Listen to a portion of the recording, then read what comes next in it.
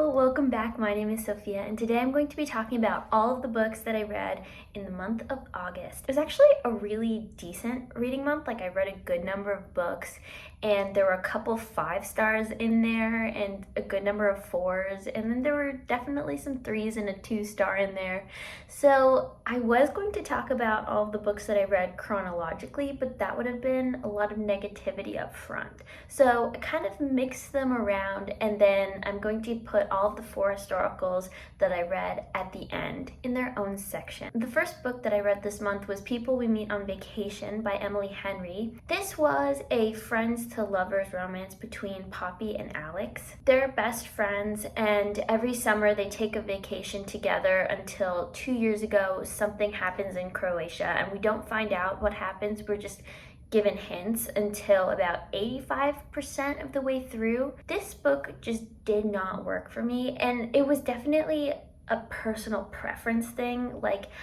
I prefer when stories are told in chronological order, but this one, it flipped back and forth between present and past, but I want to feel like I know exactly whatever the character knows in a period of time. It was just frustrating because all I really cared about was present day, and I think that everything in the past could have been done in some sort of extended prologue, or if there was a part 1 and part 2 of before and after Croatia.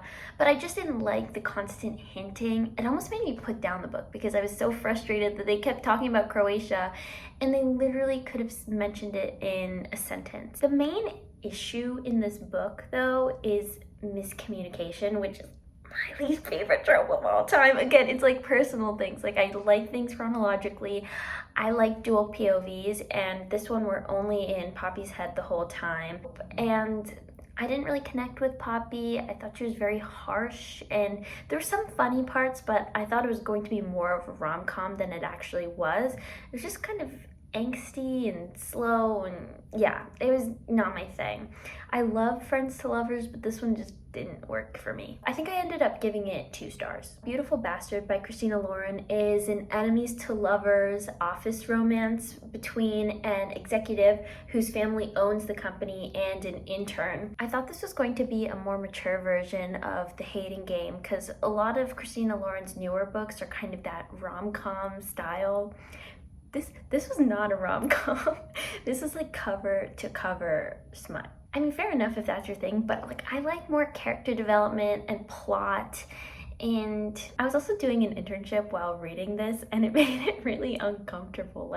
If anyone in my internship did anything like what they did in this book, they'd be fired so fast. So I ended up giving Beautiful Bastard 3 stars. I found a new top tier book, a new potential favorite, and that is Birthday Girl by Penelope Douglas. This was an age gap romance between Jordan, who's 19, and her ex-boyfriend's father, who is 38. And his son is the same age as Jordan. It sounds extremely taboo, but once you feel how they connect, their relationship makes so much sense. There's just so much angst and emotion, and my gut hurt while reading this because Pike didn't want to lose his son, so they genuinely couldn't be together. And it was just dual POV, and I love Penelope Douglas's writing. It was just so smooth and worked perfectly for this story. Next up, I read An Enchantment of Ravens by Margaret Rogerson. Isabel paints portraits of the fair folk who are extremely dangerous, and she gets really close to one of her clients who is a prince, and she finishes his portrait, sends it off, and then he comes back and is really upset because she has painted him with emotions in his eyes, and the fair folk view that as weak. So he tries to bring her back to a fairy court to have a trial and have her pay for this transgression. It ends up being their romance, but this book just didn't really work for me. The writing was really flowery, the plot was kind of slow. I feel like I would have loved this in elementary school or middle school with that fairy tale style, but now I want more high stakes from my fantasy books. I ended up giving it 3 stars. I thought it was solid, but I think I needed more from the story. The second fantasy book that I read of the month was Aurora's Angel by Emily Noon, and this was actually her debut novel, It's sapphic fantasy romance. So we start out with Aurora, who is a type of beast shifter, and as she's completing her mission, she discovers Evie, who is an avian and she has wings. And Evie is caged, and we have to figure out why she's caged, what happened, and then as they're escaping, Evie ends up breaking one of her wings, and Aurora and Evie are forced to travel together. There were a lot of good tropes. It was like there's the one bed trope, the forced proximity trope, them having to walk together on a quest type of a situation. The dialogue, though, was just really, really cheesy, and it was so hard to read. It was also really slow for a majority of the book. Like, the first 3 chapters were interesting, and the last couple of chapters were interesting, and besides that, nothing really happened. So it was kind of hard to get through, but I think I would love to read more from this author. I really want to know what happens next if she decides to make this into a series. So I thought it was solid, so I gave it 3 stars. I also read Confess by Colleen Hoover. Everyone has been ranting and raving about Colleen Hoover, so I decided to give her another shot.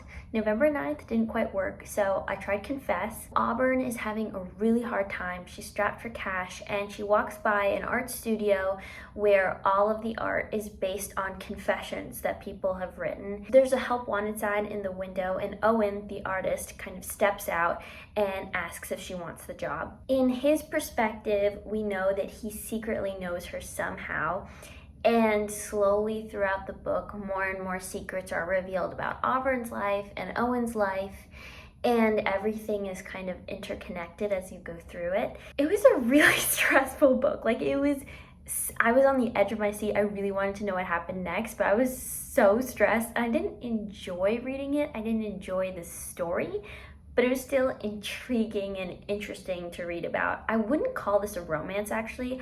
It's just like an interesting piece of literature. So I didn't really know how to rate that because I didn't have fun reading it, but I was still enjoying the writing style, and the story was so well planned out. So I gave it 3 stars, but I don't know, that rating could really change. I also read Choosing Theo by Victoria Aveline. This was basically Ice Planet Barbarians without a lot of the triggering aspects of that other book, and I think it was just a better done version of Ice Planet Barbarians. Hi, okay, this is editing Sofia, and I can't take myself seriously with these abs next to my head, so we're just gonna take them off right now. So Jade is kidnapped and then dropped off on this strange planet, and somebody is there to collect her, and she just kind of runs away, tries to get away from the person that's essentially kidnapped her, makes her way to the city, and is paired up with a husband. On this planet, they're having fertility issues and they don't have a lot of girls, so all of the men go to a husbandry school where they learn how to be the perfect husband, and then every year they're matched up with a woman to be their wife for 3 months, and then she can decide whether or not she wants to stay with this guy or to move on. Nobody has ever picked Theo because of his scars, but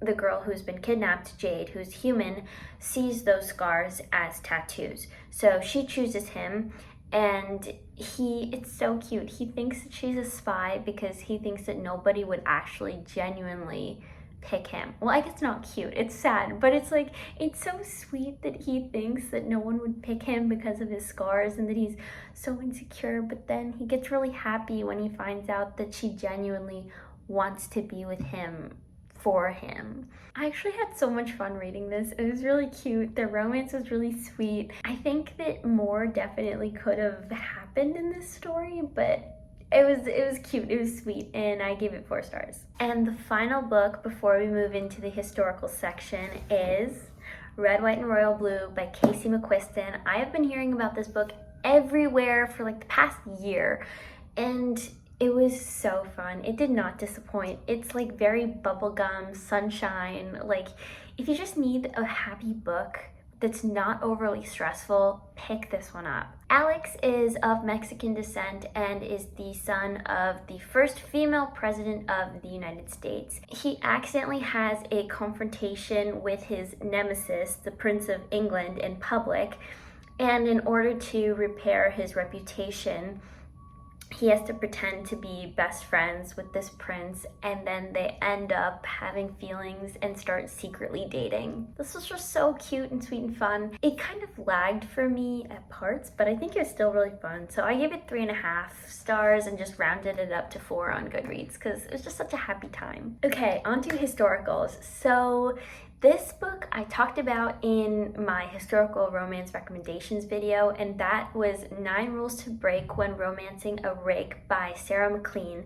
This is just so fun. So Callie has followed all of the rules her whole life, yet is still a 28-year-old spinster that has kind of been put on the shelf. So she decides to make a list of all the things that she wants to do that she couldn't before and sets out to complete it all.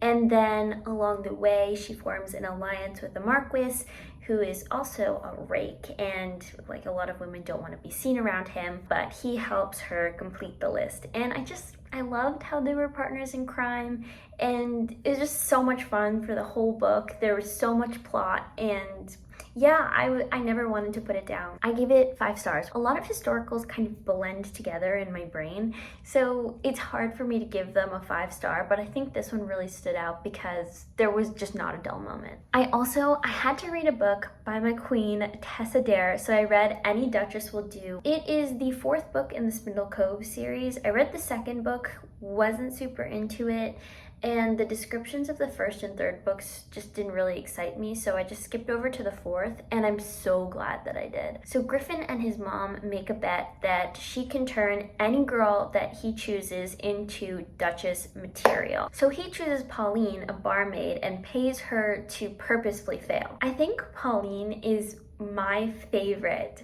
historical romance heroine of all time. She was hilarious. She was so strong. I just loved her. She was such a caring person too. I just want to be her friend. I listened to this on audio, and the narrator does such a fantastic job with her voice. Like, I just could listen to her talk all day. This book was very My Fair Lady, but the reason that Griffin doesn't want to get married, it really came from a sad and genuine place. I don't know how to explain it to you, but definitely check trigger warnings because it's really hard to read about. I rated Any Duchess Will Do as 4 stars. So for this next one, I went in with really high expectations, and I think that really hurt my experience when reading the book. So that is The Highwayman by Kerrigan Byrne. Farah and Dugan meet in an orphanage as children and form a really strong bond, and then something happens to separate them, and she thinks that he's dead. But a Mr. Dorian Blackwell comes in to the place that she works. So she works at a police station, and he comes in to be interrogated. And they end up forming a deal where she will marry him for his protection because some people are trying to kill her, and she will help him get revenge on his enemies. This was only okay for me because Dorian was a very exaggerated version of the dark, tortured man. It was almost a bit too much, even for this genre. Farah was kind of this super perfect, beautiful girl, but I didn't find that she had a lot of personality, and I didn't really understand why she and Dorian had such a strong connection. It was just the only thing about her was she was kind of nice. And Dorian has this thing where he doesn't like to be touched, but then it gets resolved like this in the story, and it didn't really feel very realistic to me. Dorian didn't reveal his identity, and the whole her not realizing who he really was thing, I don't know, it just felt very unrealistic. This just wasn't a fun, smooth read. I had to really push myself to get through it. But I do like a childhood friends to lovers thing, the whole angst part of it. So I definitely want to read more of that type of book.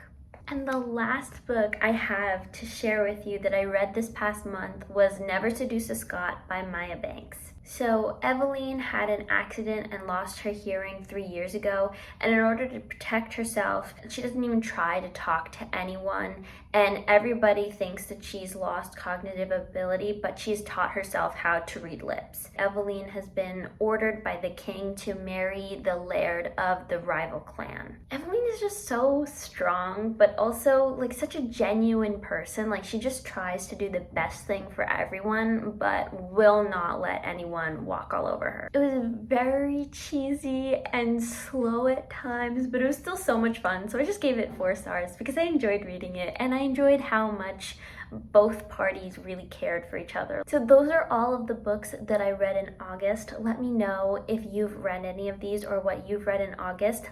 I'm always looking for book recommendations, so if you could just drop those in the comments below, I really appreciate it. And I will see you in my next video.